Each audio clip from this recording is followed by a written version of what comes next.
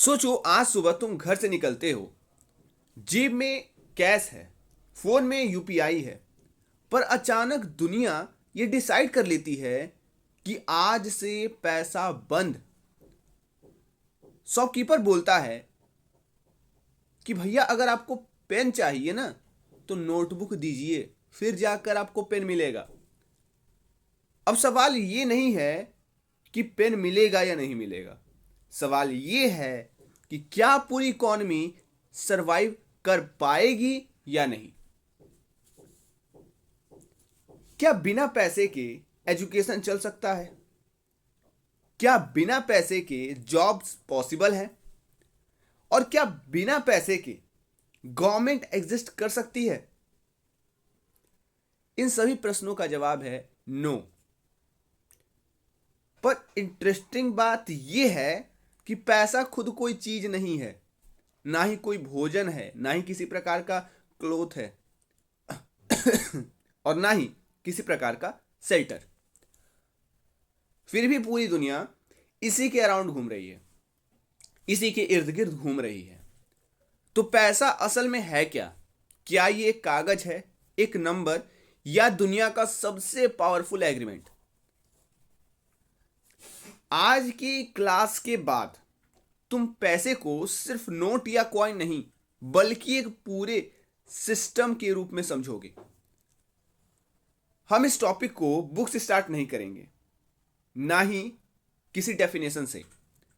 हम स्टार्ट करेंगे इस टॉपिक को एक ऐसी प्रॉब्लम से जिसने पूरी दुनिया को पैसा इन्वेंट करने पर मजबूर कर दिया। और क्लास के एंड तक मैं तुम्हें बताऊंगा एक ऐसी कंडीशन जिसके बिना पैसा पैसा ही नहीं रहता। इसलिए एंड तक बने रहना, क्योंकि यही से तुम्हारी real economics, actual economics start होती है। So moving to the next, first of all we have to understand the line जो कि आपको विजिबल है आपकी स्क्रीन पे। Money the architect of value. Let's suppose तुम्हारे सामने ये कुछ चीजें रखी हुई हैं, जैसे आपके सामने एक पेन रखा हुआ है, आपके सामने लेट्स सपोज एक मैंने पेन रखा है,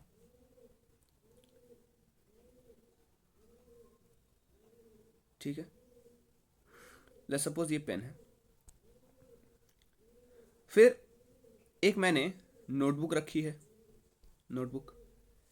एक शर्ट रखा है मैंने, ठीक है, एक शर्ट रखा है,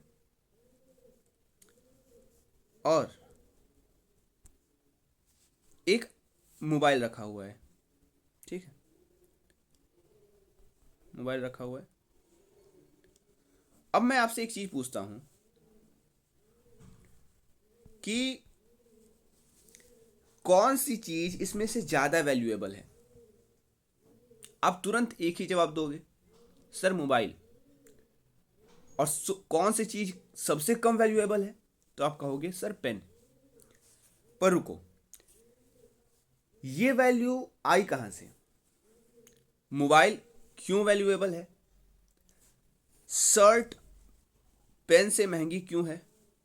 ठीक है, शर्ट जो है वो पेन से क्यों महंगी है? क्या चीज के अंदर कोई वैल्यू चिप लगी होती है? यानी कि इन सब के अंदर क्या कोई वैल्यू चिप लगी हुई है? अब इमेजिन करो मनी एग्जिस्ट ही नहीं करती।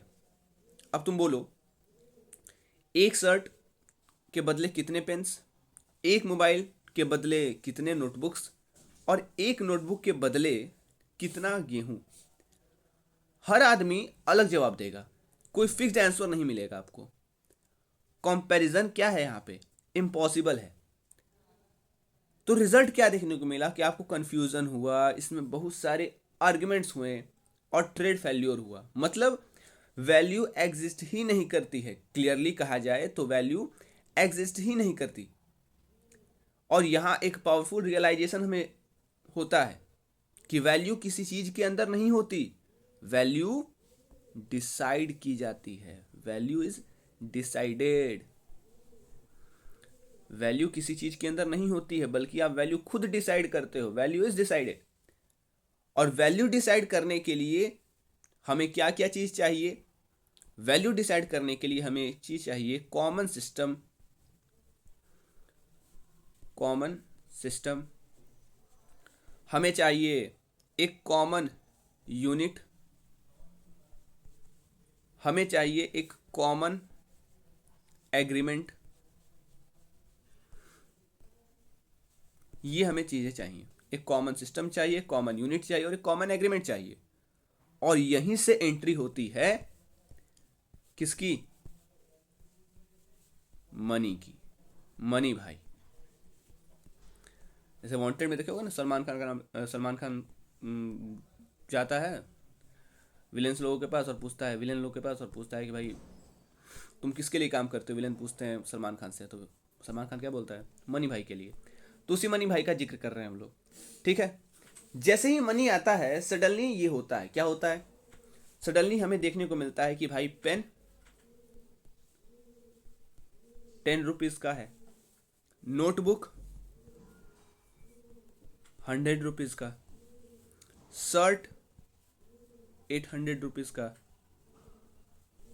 और मोबाइल 15,000 का। जैसे सपोज 15,000 का, ठीक है। सो अब कंपैरिजन क्या है? पॉसिबल है, डिसाइड करना भी पॉसिबल है और एक्सचेंज भी पॉसिबल है, ठीक है। सो मनी ने क्या किया? मनी ने वैल्यू को मेजर किया, वैल्यू को एक्सप्रेस किया और वैल्यू को फिक्स स्ट्रक्चर दिया। क्या क्या मैंने बोला? वैल्यू को मनी ने मेजर किया, यानी कि मनी से हम लोग क्या कर सकते हैं? वैल्यू मेजर कर सकते हैं। मनी से हम लोग वैल्यू एक्सप्रेस कर सकते हैं। We can express the value through money, we can measure the value through money and we can fix the structure of value through money. यानी कि हम लोग वैल्यू का स्ट्रक्चर फिक्स भी कर सकते हैं, किसके थ्रू? मनी भाई के थ्रू। यानी कि मनी भाई बहुत ही कारगर इंसान है, गॉड लेवल है, ठीक है। तो मनी भाई जो है वो वैल्यू को मेजर भी करते हैं, मनी भाई वैल्यू को एक्सप्रेस भी करते हैं और मनी भाई वैल्यू के स्ट्रक्चर को फिक्स भी करते हैं। अब यहां समझो आर्किटेक्ट का मतलब।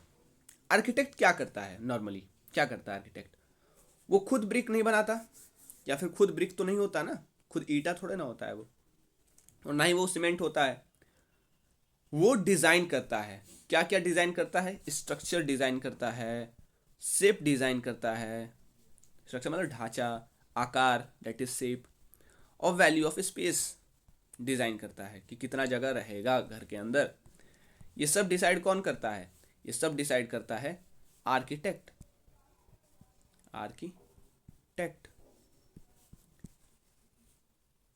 उसी तरीके से मैं मनी खुद फूड नहीं है, जैसे मैंने बोला, ना ही खुद क्लोथ्स है, खुद शेल्टर भी नहीं है, पर ये डिसाइड करता है कि कौन सी चीज कितनी वैल्यूएबल है, कौन सर्विस कितनी वर्थ इट है और कौन सा काम कितना ज्यादा इंपॉर्टेंट है। सो मनी वैल्यू को बनाता नहीं है, बल्कि मनी वैल्यू को डिजाइन करता है।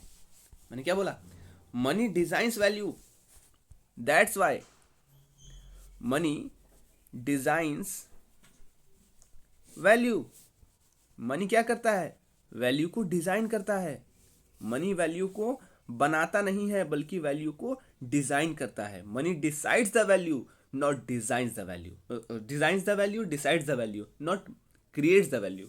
That's why money is the architect of value, ठीक है।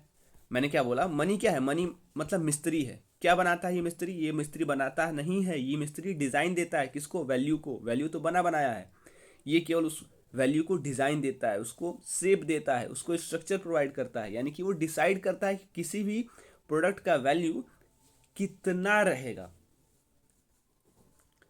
और यही जो है वैल्यू का आर्किटेक्ट है। तो अगर आपसे कुछ पूछता है कि वैल्यू का रचयिता नहीं, वैल्यू को निर्माण या वैल्यू का निर्माण कौन करता है, तो वैल्यू का निर्माण करता है मनी, यानी कि मिस्त्री है। वैल्यू का मिस्त्री मनी है।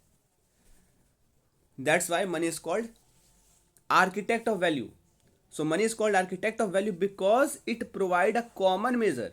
Because it provide a common measure through which the value of goods and services is designed, expressed, compared and accepted by society. तो जिस दिन पैसा हट गया ना, उस दिन वैल्यू टूट जाएगी और आप कोई भी चीज कंपेयर, एक्सप्रेस नहीं कर पाओगे और ना ही इसको सोसाइटी एक्सेप्ट करेगी. सो इसलिए मनी सिस्टम है, मनी एक स्ट्रक्चर है और मनी भी एक आर्किटेक्ट भी है. देखो, जब दुनिया में पैसा नहीं था तब लोग बार्टर सिस्टम यूज करते थे. बार्टर का मतलब क्या है? देखो, बार्टर का मतलब है गुड्स के बदले गुड्स देना, सर्विसेज के बदले सर्विसेज. जैसे तुम्हारे पास वीट है, गेहूं है और मुझे वीट चाहिए, लेकिन मेरे पास मिल्क है. तुम्हारे पास वीट है, मुझे वीट चाहिए, मेरे पास मिल्क है. एक्सचेंज पॉसिबल है? जी हाँ, पॉसिबल है. क्योंकि तुम्हें मिल्क नहीं चाहिए या तुम्हें कुछ नई चीज़ चाहिए, ठीक है, कुछ नहीं चाहिए, तुमको बस अपना वीट बेचना है और मुझको वीट खरीदना है. तो यहाँ पे एक्सचेंज पॉसिबल है. लेकिन हमेशा ऐसा नहीं होगा. तुम्हें हो सकता है कुछ और चाहिए होगा, तुमको घोड़ा चाहिए होगा, लेकिन मेरे पास मिल्क होगा. तो यहीं से प्रॉब्लम शुरू होती है. सोचो, तुम्हारे पास पेन है, तुम्हें चाहिए नोटबुक, लेकिन नोटबुक सेलर को पेन नहीं चाहिए, उसको कुछ और चाहिए. उसको चाहिए भाई, लेट्स सपोज डिब्बा चाहिए, उसको कुछ और ही चाहिए, उसको गेहूं चाहिए. तो नोटबुक सेलर को पेन नहीं चाहिए, उसको गेहूं चाहिए, उसको डिब्बा चाहिए. लेकिन आपके पास पेन है और आपको चाहिए नोटबुक, लेकिन नोटबुक सेलर कह रहा है कि हम नोटबुक उसी को देंगे जिसके पास डिब्बा होगा, जिसके पास वीट होगा, जिसके पास घोड़ा होगा, जिसके पास बकरी होगी. ठीक है, मतलब कि तुम्हारी वांट उसके वांट से मैच नहीं कर रही है. Your want doesn't match with his या हर वांट. ठीक है, तो उसके वांट के साथ मैच नहीं कर रही है. इसी को इकोनॉमिक्स बोलता है डबल कोइंसिडेंस ऑफ वांट्स. ठीक है, मतलब दोनों पार्टीज को एक दूसरे की चीज सेम टाइम पर चाहिए, वरना ट्रेड क्या हो जाएगा? फेल हो जाएगा. सोचो, अगर पैसा नहीं होता तो एक बुक के बदले आप कितना पेन देते? आप एक शर्ट के बदले कितने बनानास देते? आप एक साइकिल के बदले कितना व्हीट बैग देते? या कुछ भी, एक बुक के बदले कितने बनाना दे देते? एक बुक के बदले कितने व्हीट बैग्स दे देते? तो हर चीज का अलग अलग रेट, जिससे कि कंपैरिजन क्या था? इम्पॉसिबल था. सो ट्रेड इनएफिशिएंट हो जाता है और इसी ट्रेड के इनएफिशिएंट होने की वजह से ट्रेड में क्या आता है? फ्रिक्शन आता है. फ्रिक्शन आने का मतलब कंफ्यूजन होता है, वेस्टेज होता है, टाइम लॉस होता है, और इसलिए बार्टर सिस्टम क्या हो गया? फेल हो गया. अब सोचो, अगर बीच में एक ऐसी चीज हो जो सब एक्सेप्ट करे, वैल्यू को रिप्रेजेंट करे और फ्यूचर के लिए स्टोर हो सके, और यहीं से स्टार्ट होता है आपका money, the solution to the barter system. So money is anything that is generally accepted as medium of exchange, measure of value, store of value. और आज के टाइम में मनी हो सकता है बहुत सारे फॉर्म में. या तो मनी कैश में हो सकता है, या तो मनी बैंक डिपॉजिट के रूप में हो सकता है, या फिर मनी डिजिटल मनी के रूप में भी हो सकता है, मतलब यूपीआई के रूप में भी हो सकता है. तो इसके बहुत सारे फॉर्म्स हो सकते हैं आज के टाइम में. अब मनी को डीप में समझते हैं, और डीप में समझते हैं. ठीक है, सो मनी क्या है? Money is a solution, means a universal tool for exchange. So money is anything generally accepted as a medium of exchange, measure of value and store of value, जैसे कि मैंने बताया था. And that's why money is called architect of value. Why money is called architect of value? Because it measures the value, it expresses the value, it designs the value, it decides the value. बहुत सारी चीज बता सकते हो. इसीलिए money को क्या कहा जाता है? Architect of value. मुझको अगर पूछना होता एग्जाम में तो मैं ये ऐसे क्वेश्चन पूछता कि भाई क्यों कहता है आर्किटेक्ट ऑफ वैल्यू, तब बच्चे बताते. ठीक है, लेकिन उसके पहले उनको मेरे वीडियोस देखने पड़ते हैं. ठीक है, फ्यूचर सर्वे के वीडियोस देखने पड़ते हैं, तब उनको समझ में आता. अब देखो, मनी जो है ना, एक तरह का ल्यूब्रिकेंट है जो कि बार्टर के फ्रिक्शन को, बार्टर में जो घर्षण आ रहा था ना, उस घर्षण को ये क्या कर रहा था, सॉल्व कर रहा था। सो एक तरह का ये टूल है जिसका यूज़ हम करते हैं गुड्स को खरीदने के लिए, सर्विसेज एक्सेस करने के लिए। You can't buy the services, you have to access the services. तो याद रखिएगा, सर्विसेज के साथ जो एसोसिएटेड टर्म है वो है एक्सेस का, और गुड्स के साथ जो एसोसिएटेड टर्म है वो है बाइंग का। एंड सेटल ऑब्लिगेशंस, ऑब्लिगेशंस का मतलब है कि लाइबिलिटीज वगैरह पे करने के लिए। ओके, नाउ मैंने क्या बोला, मनी को और डीप में समझते हैं, इसका मीनिंग अलग अलग लोगों के पॉइंट ऑफ व्यू से। जैसे एक भाई साहब थे जिन्होंने ये कहा कि जो चीज़ मनी के फंक्शंस परफॉर्म करे, ठीक है, वही मनी है। इसको आप समझ जाओगे तब जब आपको पता होगा कि मनी के फंक्शंस क्या क्या हैं। और ये कौन थे, ये थे आपके प्रोफेसर F.A. वॉकर, ठीक है, इनका नाम था प्रोफेसर F.A. वॉकर। तो F.A. वॉकर ने कहा कि money is what money does, यानी कि इन्होंने मनी के एक्शन पर फोकस किया। दूसरी बात, एक भाई साहब थे जिन्होंने ये कहा कि सोशल एक्सेप्टेंस सबसे ज़्यादा इंपॉर्टेंट है मनी के लिए। सोशल एक्सेप्टेंस ही मनी को मनी बनाता है, यानी कि इनके हिसाब से ट्रस्ट ही मनी है, भरोसा ही मनी है, भरोसा ही पैसा है, या भरोसा ही मनी है, मुद्रा है, ठीक है। ये कौन थे, ये थे आपके क्रोथर भाई। तो क्रोथर भाई ने कहा कि money is anything that is generally acceptable as a means of exchange, यानी कि इन्होंने मनी को सोशल कॉन्ट्रैक्ट बताया। और एक भाई साहब थे जिन्होंने बोला आज कमाओ कल खर्च करो, कमाओ आज खर्च करो कल, यानी इन्होंने टाइम पीरियड पर फोकस किया और इन्होंने एक टेम्पोरल लिंक बनाया किसके बीच में, मनी के प्रेजेंट और फ्यूचर के बीच में। यानी कि इन्होंने बोला कि money is a link between present and future. So money एक तरह का ब्रिज है, किसका कैसा ब्रिज है, मनी एक ब्रिज है प्रेजेंट और फ्यूचर के। Money is a bridge between present and future, जो कि किसके ऊपर बिल्ट होता है, सोशल एक्सेप्टेंस पर बिल्ट होता है। तो ये पूरा इस का एक तरह से कह सकते हैं तो क्रक्स है। नाउ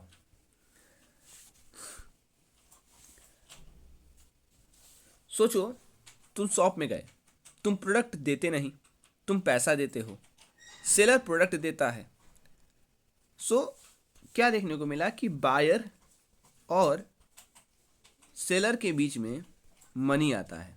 जैसे बायर क्या कर रहा है, मनी दे रहा है, और सेलर जो है वो मनी ले रहा है, ठीक है, सेलर जो है वो मनी ले रहा है, सेलर मांग भी रहा है मनी और सेलर को मिल भी रहा है मनी, बायर जो है वो दे रहा है मनी, ठीक है। तो बायर मनी दे रहा है और सेलर मनी ले रहा है, यानी पैसा जो है वो बीच का एक इंटरमीडियरी बन गया है, जिससे कि डबल कॉन्सिडेंस जो हो रहा था ना वो ख़त्म हो गया, बार्टर सिस्टम डेड हो गया। और इसी वजह से यहाँ पे क्या कहा गया है, यहाँ पे कहा गया है कि जो मनी है ना वो बार्टर किलर है। मनी क्या है, एक तरह का बार्टर किलर है, ये बार्टर को ख़त्म करता है। सो यही होता है आपका primary function of money. So function of money explains role in economy divided in primary and derivative tiers. Core मतलब प्राइमरी और डेरिवेटिव का मतलब होता है secondary. So primary function addresses immediate trade, secondary function addresses wealth and time. Wealth और time पर कौन focus करता है, सेकेंडरी फंक्शन, और इमीडिएट ट्रेड पर कौन फोकस करता है, primary function. That's why it called primary, क्योंकि इमीडिएट ट्रेड पर ये फोकस कर रहा है, रॉ ट्रेड पर फोकस कर रहा है। नाउ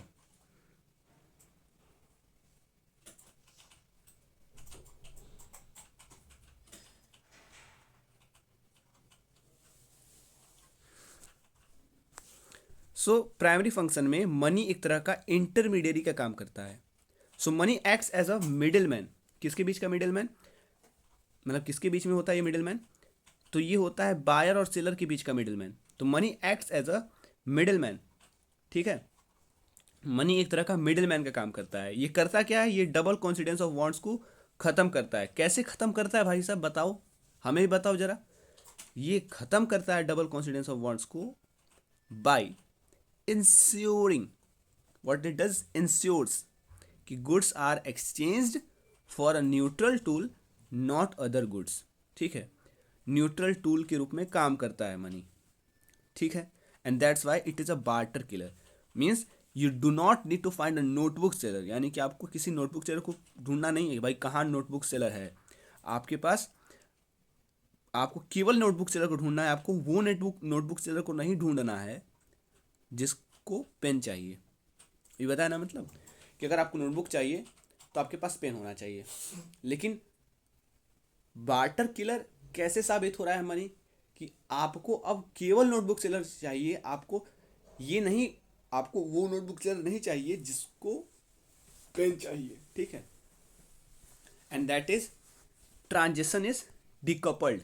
तो इसने क्या किया, ट्रांजेक्शन को डिकपल कर दिया। अब देखो मनी क्या करता है, सब गुड्स और सर्विसेज को प्राइस देता है। एग्जाम्पल जैसे पेन है एक गुड्स, इसको एक प्राइस दे दिया कि भाई पेन 10 रुपए का होगा। मोबाइल है, उसको प्राइस दे दिया मनी ने कि भाई ये 15,000 का होगा। ठीक, तो कंपैरिजन इससे इजी हो जाता है और डिसीजन मेकिंग भी इजी हो जाता है। यानी बिना मनी के हमें बुक का प्राइस पेन, शूज या वीट में बांटना पड़ता। अगर मनी नहीं रहता तो हमें बुक का प्राइस पेन, शूज या वीट में बांटना पड़ता। लेकिन चूंकि मनी है, इस वजह से हम लोग को ये डिस्ट्रीब्यूशन करने की जरूरत ही नहीं है। सोचो तुम आज कमा रहे हो पर खर्च कल करना है। कमा आज रहे हो लेकिन खर्च आपको कल करना है। एक मिनट, हाँ, तो ये समझ में आ गया मीडियम ऑफ एक्सचेंज कैसे हो रहा है। तो you don't need to find a notebook seller who wants your pen, the transaction is decoupled. उसके बाद प्राइमरी में ही एक चीज होता है कॉमन डिनोमिनेटर का।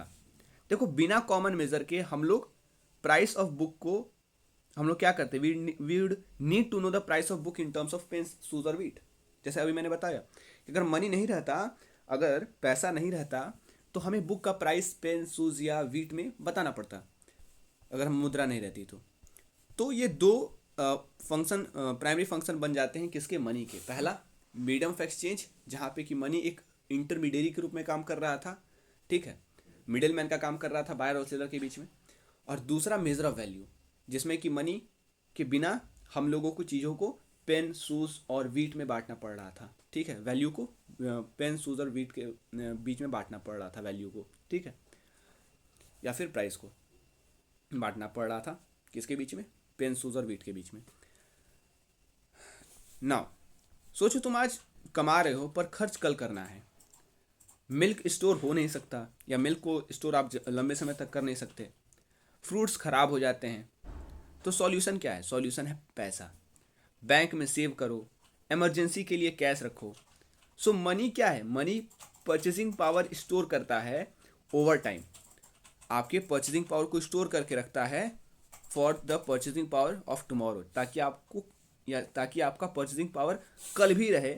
इसलिए वो आज के परचेसिंग पावर का, आपके आज के परचेसिंग पावर को स्टोर करता है ताकि आपका जो परचेसिंग पावर है कल भी एग्जिस्ट करे। ओके, जैसे एग्जांपल, आज आपने लोन लिया, 1 साल बाद रिपेमेंट मनी में किया।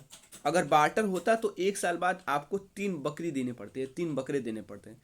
इसलिए क्रेडिट सिस्टम सिर्फ मनी में ही या मनी से ही पॉसिबल है। अच्छा, दूसरी बात, तुम दिल्ली में, फ्रेंड मुंबई में, और पैसा इंस्टेंटली ट्रांसफर करना है। वैल्यू मूव होती है, फिजिकल कैश मूव नहीं होता है। ठीक है, कहने का मतलब है कि इसमें ट्रांसफर ऑफ वैल्यू भी शामिल होता है, ट्रांसफर ऑफ वैल्यू भी शामिल होता है। सेकेंडरी फंक्शन पहले मैंने बता दिया। स्टैंडर्ड ऑफ डेफर्ड पेमेंट, मतलब कि आप मनी के हेल्प से लेट पेमेंट भी कर सकते हो। डेफर्ड का मतलब होता है late. So future payments are written in money terms या मॉनेटरी टर्म्स, और इसी मैकेनिज्म की वजह से आप लोन, सैलरी और पेंशन इसी वजह से हो पाता है। ठीक है, जैसे आपने लोन टेकन टुडे लेकिन repayment in 1 year in money. लेकिन अगर आप का मनी नहीं रहता, बार्टर रहता, तो आपको 1 साल बाद 3 गुड़ देने पड़ते, कुछ भी देना पड़ता, क्योंकि आप भाई मिल्क को 1 साल तक स्टोर करके रख नहीं सकते हो, फ्रूट को 1 साल तक स्टोर करके रख नहीं सकते हो। सो मनी आया और मनी ने कहा कि भाई हम तो खराब होने वाले हैं नहीं, ठीक है, ना ही हम 1 से 2 हो पाएंगे, ना ही हम खराब होंगे। तो मनी की वजह से क्या हो पाया, क्रेडिट सिस्टम मनी से पॉसिबल हो पाया, ठीक है, यानी कि लेट पेमेंट मनी की वजह से पॉसिबल हो पाया। और दूसरी बात की मनी की वजह से क्योंकि देखो मनी क्या है, मनी मैंने बताया ना, मनी वैल्यू को डिज़ाइन करता है, तो वैल्यू को डिज़ाइन करता है इसी वजह से ताकि वो कहीं भी मूव हो सके, मनी कहीं भी मूव हो सके, इस वजह से उसने मनी को वैल्यू को डिज़ाइन किया। Why money designed value to move it, ताकि वो खुद को मूव कर पाए, इस वजह से उसने वैल्यू को डिज़ाइन किया। And that's why money is called architect of value, ताकि मोबिलिटी बनी रहे। तो money help in transferring purchasing power from one place to another without moving, मैंने बोला ना मोबिलिटी बनी रहे, इस वजह से उसने वैल्यू को डिज़ाइन किया। And that is the function of money, that is transfer of value और giving mobility of value. Example जैसे इलेक्ट्रॉनिक बैंक ट्रांसफर, तो ये 2 सेकेंडरी फंक्शंस हो गए। नाउ जैसे कि मैंने वीडियो के स्टार्टिंग में बोला था कि कुछ बातें ऐसी होती हैं पैसे की जो कि अगर वो बातें ना रहें तो पैसा पैसा नहीं रहता। क्या है वो बात, उनके बारे में समझते हैं, ठीक है। चलिए, सबसे पहली बात, पैसे में क्या खूबियाँ होनी चाहिए। एक पैसे में जल्दी ख़राब ना हो, यानी कि उसके पास ड्यूरेबिलिटी होनी ज़रूरी है, ईजिली उसको हम लोग कैरी कर सकें, कहने का मतलब उसके अंदर पोर्टेबिलिटी होनी भी ज़रूरी है, ठीक है। और छोटे पार्ट्स में बांट सकते हो, यानी उसके पास डिविजिबिलिटी भी होनी ज़रूरी है। तो ये कुछ कैरेक्टर्स हैं। और क्या, सब एक्सेप्ट करे, मतलब जनरल एक्सेप्टेबिलिटी हो, स्पेसिफिक एक्सेप्टेबिलिटी नहीं हो, जनरल एक्सेप्टेबिलिटी हो। अच्छा, यूनिफॉर्मिटी रहे, मतलब सेम वैल्यू सेम साइज सबके लिए, ये नहीं कि 10 का नोट मुझको मिल रहा है रेक्टेंगल शेप में और आपको मिल रहा है स्क्वायर शेप में, ऐसा नहीं होना चाहिए, यानी यूनिफॉर्मिटी होनी चाहिए। या फिर मेरा 10 का नोट छोटा है और आपका 10 का नोट बड़ा है, ऐसा नहीं होना चाहिए। रिकॉग्नाइजेबिलिटी भी होनी जरूरी है, मतलब इजिली आप उसको आइडेंटिफाई कर सको। अच्छा, साथ ही साथ स्टेबिलिटी होनी चाहिए, स्टेबिलिटी ऑफ वैल्यू जो है ना वो होना चाहिए, ताकि मनी को इक्विलिब्रियम में लाया जा सके। और स्केर्सिटी होनी चाहिए। स्केर्सिटी कहने का मतलब है कि अगर पैसा ना, जैसे आप सोचते होगे कि मोदी जी देश के प्रधानमंत्री हैं और उनके अंडर में, भाई उनके अंडर में नहीं कह सकते, स्टेट्यूटरी बॉडी है ऑल दो आरबीआई, तो मोदी जी जितना चाहे उतना पैसा छाप सकते हैं वहाँ से, ऐसा नहीं है। आरबीआई सबसे ज़्यादा अमीर होता है, उस हिसाब से मुकेश अंबानी क्यों सबसे ज़्यादा अमीर होते हैं। अगर आरबीआई के पास मशीन पड़ा हुआ पैसे छापने का, सबसे अमीर तो आरबीआई होता, मुकेश अंबानी क्यों होते। तो कहा क्या गया है कि मनी को आप स्केर्स रखो, क्योंकि अगर मनी स्केर्स नहीं होगा ना तो उसका वैल्यू खत्म हो जाएगा। उसका वैल्यू नहीं, बल्कि मनी वैल्यू को डिज़ाइन नहीं कर पाएगा। और अगर वैल्यू नहीं रहेगा तो आप कंपैरिजन नहीं कर पाओगे, आप नहीं पता कर पाओगे कि आप घाटे में हो कि मुनाफे में हो, ठीक है। तो अगर मनी अनलिमिटेड हो जाएगा तो वैल्यू नहीं रहेगा, और अगर वैल्यू नहीं रहेगा तो किसी भी चीज़ से आप तुलना नहीं कर पाओगे। पेन, मोबाइल, वीट, बाइक, इन सब का तुलना आप कंपैरिजन आपस में नहीं कर पाओगे, और कंपैरिजन नहीं कर पाओगे तो कोई भी घाटे में जा सकता है, कोई भी मुनाफे में जा सकता है, ठीक है। तो इस वजह से स्केर्सिटी होनी ज़रूरी है, और बाकी बातें मैंने बता ही दी। यूनिफॉर्मिटी का मतलब मैंने बता ही दिया कि भाई यूनिफॉर्मिटी होनी चाहिए। यूनिफॉर्मिटी का मतलब है कि भाई सेम वैल्यू होना चाहिए, सेम साइज़ होना चाहिए, मेरे लिए अलग साइज़ नहीं होना चाहिए, आपके लिए अलग साइज़ नहीं होना चाहिए मनी का, ठीक है। क्योंकि अगर पैसा अनलिमिटेड हो जाएगा ना तो दिक्कत है कि ट्रस्ट खत्म हो जाएगा। और मैंने अभी बताया था कि भाई जैसे क्रोथर भाई ने बताया, क्रोथर साहब ने, कि भाई मनी में जनरल एक्सेप्टेबिलिटी, सोशल एक्सेप्टेबिलिटी होनी चाहिए, सोशली उसको एक्सेप्टेड होना चाहिए, तब जाके वो मनी बनता है, क्रोथर ने बताया, ठीक है। तो money built on social acceptability, money built होता ही है सोशल एक्सेप्टेबिलिटी में, और वही अगर नहीं रहेगा तो कोई मतलब नहीं है। तो ट्रस्ट खत्म हो जाता है और वैल्यू ज़ीरो हो जाता है, और वैल्यू ज़ीरो हो जाएगा तो क्या होगा अभी आपने समझा। सो ये सारी बातें हैं जो हम लोगों ने आज की। सो आज तुमने पैसे को समझा। नेक्स्ट क्लास में हम देखेंगे कि पैसा आता कहाँ से है, बैंक पैसा कैसे बनाता है, और आरबीआई तुम्हारी लाइफ का रिमोट कैसे कंट्रोल करता है।